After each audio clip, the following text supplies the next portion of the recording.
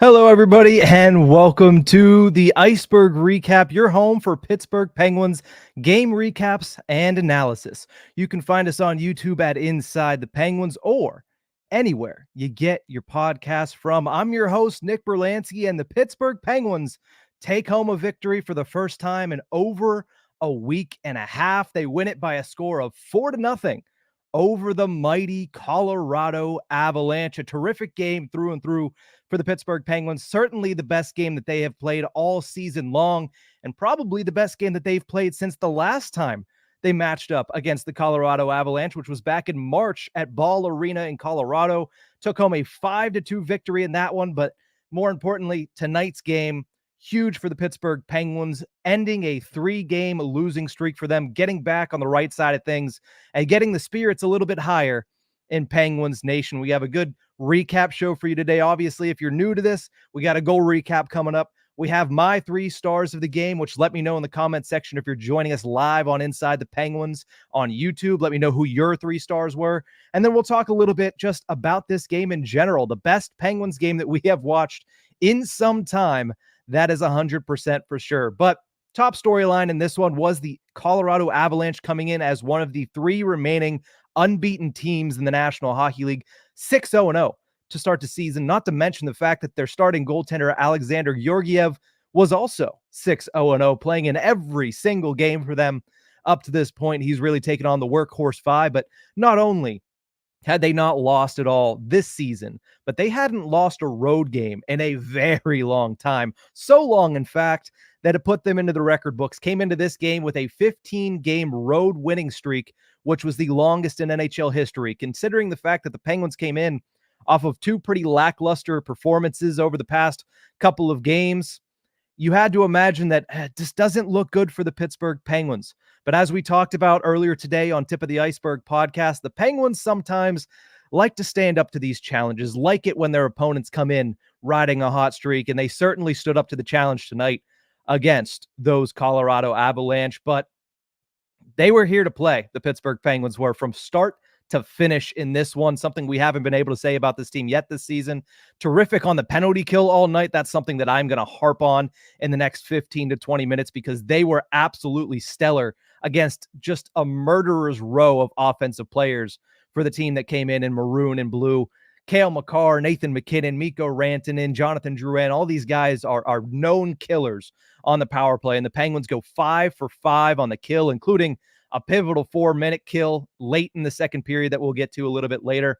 And then it's really overall hard to find a poor performance from the Pittsburgh Penguins. I thought Erik Karlsson faded into the back, but I mean, at the end of the day, who cares? The Penguins went and won 4-0. The third line looked good. The fourth line got their opportunities. Sidney Crosby in the first line connected for a goal. Lars Eller gets his first goal as a member of the Pittsburgh Penguins. And the one real positive throughout the first 6 games of the season was, well, Riley Smith looks great with Evgeny Malkin.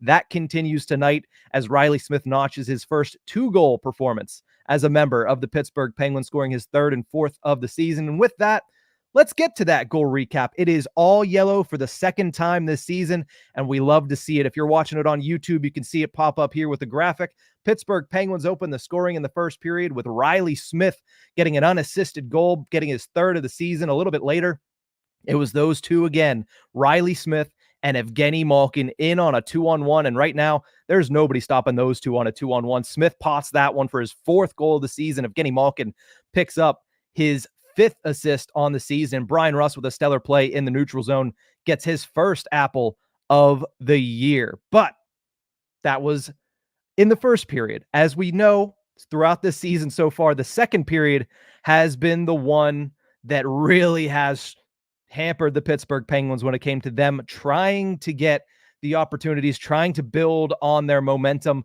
This time, looked pretty good. The only goal in the second period coming from Lars Eller, mentioned it a little bit earlier, his first as a member of the Pittsburgh Penguins.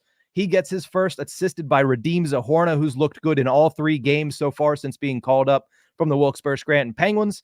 And then you go into the third period, something that bothered the Penguins all of last season. 12 blown saves, as we talked about. Blown saves. It's not baseball season right now. 12 blown leads last season for the Pittsburgh Penguins. Not tonight. Tonight, although they did give up a couple opportunities, although it looked like the Colorado Avalanche were on tilt for the majority of that third period, the Penguins held steady. Specifically, a guy in Tristan Jarry held steady, and the Pittsburgh Penguins got him a little bit more offense at the end there. Sidney Crosby gets a goal from far out in the third period to chase Alexander Georgiev. Jake Gensel notches his 7th assist on the season, really making sure that they know that he is going to be able to put apples on the board as well in a contract season. And that ends the scoring recap.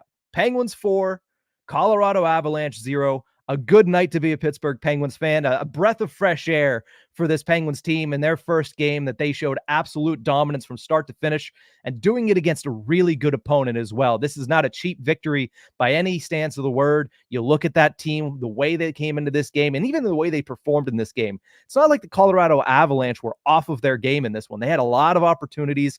It was very difficult for Tristan Jarry to make some of those saves, but he was able to do so. And with that, let's move over to our 3 stars of the game for this one. Pittsburgh Penguins 4, Avalanche 0. I keep saying the score because it is a sweet one, especially for the Pittsburgh Penguins who needed this in the second game of a 4-game homestand. Third star of this game, mentioned him a lot already today. It is Riley Smith getting that third star. Another strong showing for Smith, looking like probably one of the best pickups of the offseason across the entire league, not just for Kyle Dubas. Getting Smith for a third-round pick. I'm sure the Vegas Golden Knights, that they're performing poorly so far this season. They are also 7-0-0 on the season, at least as of this recording. But man, it looks great for the Pittsburgh Penguins to get Riley Smith for basically nothing. He comes in, fills that role for Jason Zucker perfectly. And, you know, I don't like to say this because I was a big Jason Zucker, fan. I loved watching him play the game, but Riley Smith gives a little bit something different there. And it seems like he's providing a little bit more of consistent offense, at least through the first 7 games. He and Malkin continue to be just an absolute monstrous duo for any goaltender who sees them coming in.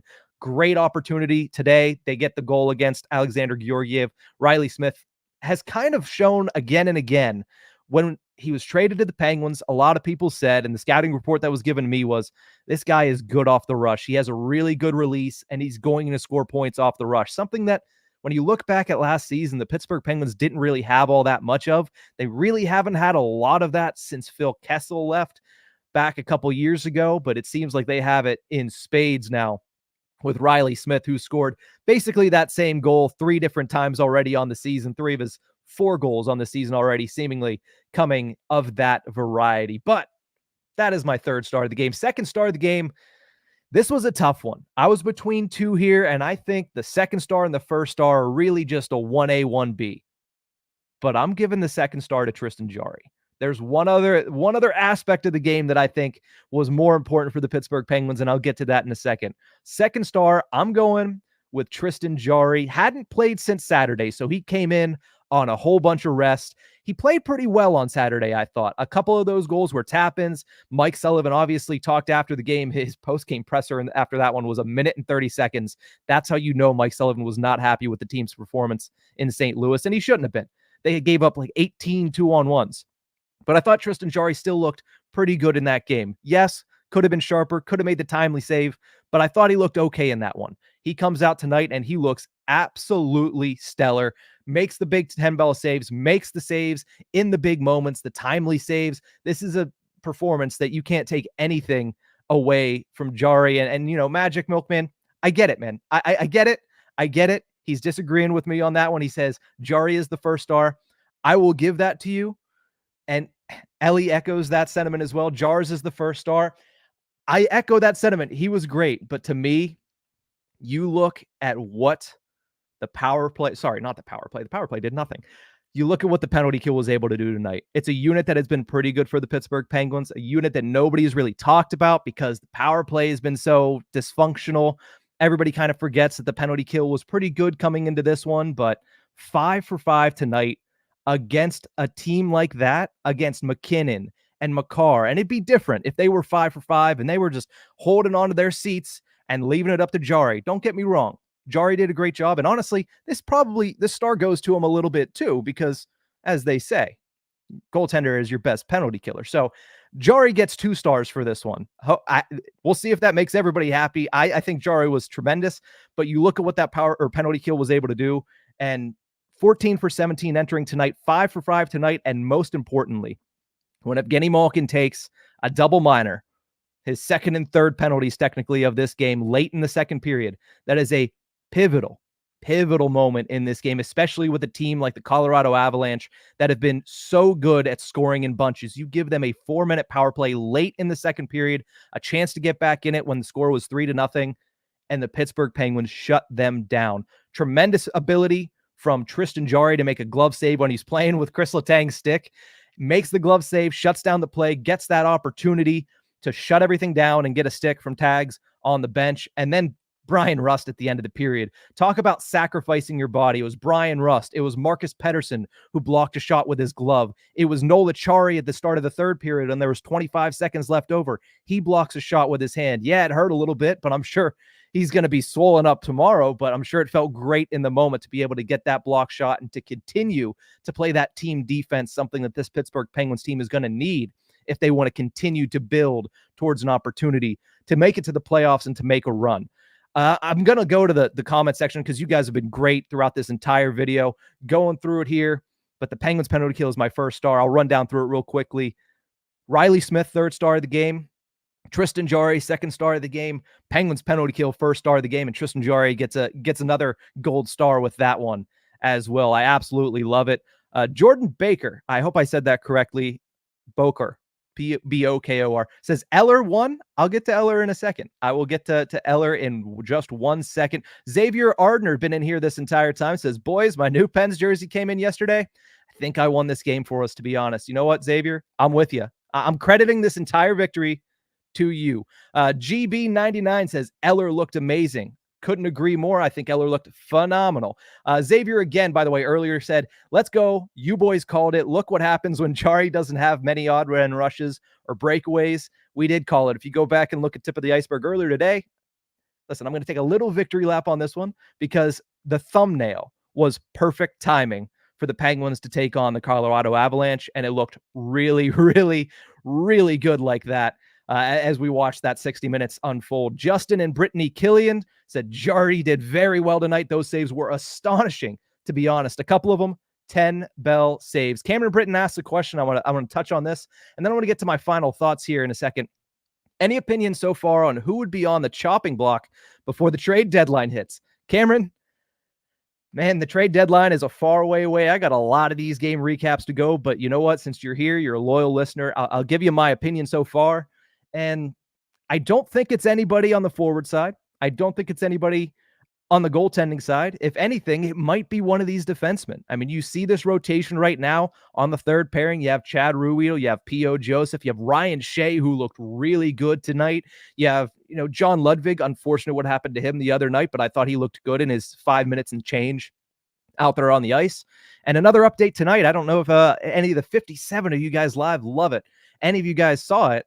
But Mark Pesic skating as well in organized activities in his rehab from a lower body injury. Still with the Penguins on a PTO, but they loved him coming out of camp. So it might be one of those third pairing defensemen if there's a little bit of room to wiggle. But I really don't think as of right now, 8 games into the season, 7 games into the season, it's kind of hard to make that decision when we got about 4 or 5 months up until the trade deadline. And who knows, what will the Penguins need? What will the Penguins be missing? Will anybody come up from the minors and show how they could be a pivotal piece to this team? Do they even need to go out and buy at the deadline? There's a lot of questions to be answered between now and then, but I appreciate you coming into the live and asking a question. Wanted to make sure that I was giving you the opportunity there. Magic Milkman said, if I get a new jersey, who should I get? I actually just had this conversation with my cousin. His name's Niall. He looks like Vinny Hinostroza. So if you know what Vinny Hinostroza looks like, that's basically my cousin Niall. He said he's thinking Riley Smith. I said, I'm thinking if I'm going to get another jersey, it's going to be Evgeny Malkin, the one that he was wearing tonight. The Pittsburgh diagonal, the gin and juice from Snoop. That's the one I would get. But again, to each their own on that one. Xavier says, as long as it's Fanatics, I'm in. Interesting decision on that one. I'm not a huge Fanatics fan, but we'll see because that is the officially licensed partner of the Pittsburgh Penguins. Cameron says, I think it's P.O. Jordan says P.O. is going to get dealt. GB99 agrees. Shea was brilliant defensively. Christopher jumps in here, says, that was Penguins hockey. Give me that all year. Would absolutely love it. And Cameron also, I want to throw this out there as the last listener live comment here of the night. It says, being a season ticket holder for Wilkes-Barre, I can tell you this team up here is very strong. Hope more of our guys up here get the big time shot this year.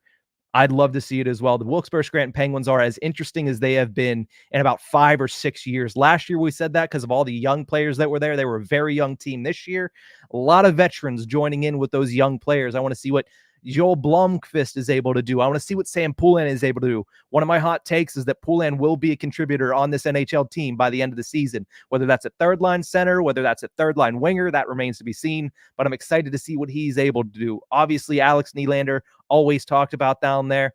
Isaac Beliveau, I think he was also just sent down to the ECHL's Wheeling Nailers, but I want to see how he progresses in a season. So a lot to look at there for Cameron and those fans of the Wilkes-Barre Scranton Penguins, but that is going to do it. Oh, wait. Final thoughts. I'm getting carried away here. I'm getting tired. Late on a Thursday night. Final thoughts. Got to mention Lars Eller. Have to bring up Lars Eller because that was by far the best game that he has played as a member of the Pittsburgh Penguins. There's only been 7 of them, but there's no doubt in my mind that was the best I've ever seen him play this season. Firing pucks on the net every single chance that he got. You get the memo that he was probably told by Sullivan, hey, we got guys that can dance around. We got guys that can score the pretty goals. If you're going to score a goal, just fire it on net. That's how you're going to get goals, especially with a third line like O'Connor and Zahorna, who are so good on the forecheck. Just put it in on net. And you saw Eller do that so many times. Not only was he firing the puck, but he was creating a few grade A chances for his line mates. I mean, just chef's kiss of a performance from Lars Eller on tonight's game, and he gets rewarded with his first goal as a member of the Pittsburgh Penguins. All around a great performance from this team. Stellar work from Eller on the penalty kill as well. I gave them my first star. He led all forwards on the penalty kill with 5 minutes and 24 seconds of ice time. I don't know if any of you listeners out there have ever played ice hockey and have played on the penalty kill, but 5 minutes and 24 seconds of ice time on the penalty kill is absolutely hell. It is horrible to go out there that long and play on the kill, but Eller did it tonight, and he did it fantastically. So I'm going to give him props again as my final thought of tonight's game. He's looked good. The third line entirely has looked good since Radim Zahorna was recalled from Wilkes-Barre Scranton on Saturday. They've had 3 pretty good games tonight, obviously being the best one. And I can't go anywhere without mentioning Drew O'Connor stealing the puck from Cale Makar. It made me smile so much seeing him absolutely rob Makar of the puck. Just picked his pocket so smoothly. Unfortunately, he wasn't able to score a goal on that one, but if he does that more often than not, the Pittsburgh Penguins are going to be just fine. Up next for the Pittsburgh Penguins, a Saturday night matchup with the Ottawa Senators. We talked about the talent that was out there on the ice tonight for the Colorado Avalanche. A lot of talent coming to town on Saturday with the Ottawa Senators. A lot of speed, a lot of young talent. Tim Stützle is going to be a problem all year long. We'll see if the Penguins can contain him the same way they contained Nathan MacKinnon, Cale Makar, Mikko Rantanen, and the boys earlier this evening. But that'll be the third game of a season-long 4-game homestand for the Pittsburgh Penguins. We'll see what they're able to do in that one. Thank you guys so much for tuning into this one. You can find us on YouTube at InsideThePenguins.com all season long with these post-game recaps. We have Ice-Burgh To Go that comes out 3 days a week. We have full episodes of the Tip of the Iceberg podcast, which is an hour-long podcast on Tuesdays and Thursdays. And then we get some videos from the locker room as well, as we have Nick Horwat there, the man on the street with the day-to-day coverage of this team. But that is it for this one. You can find us on YouTube, or you can get us anywhere you get your podcasts from. We'll see you guys next time.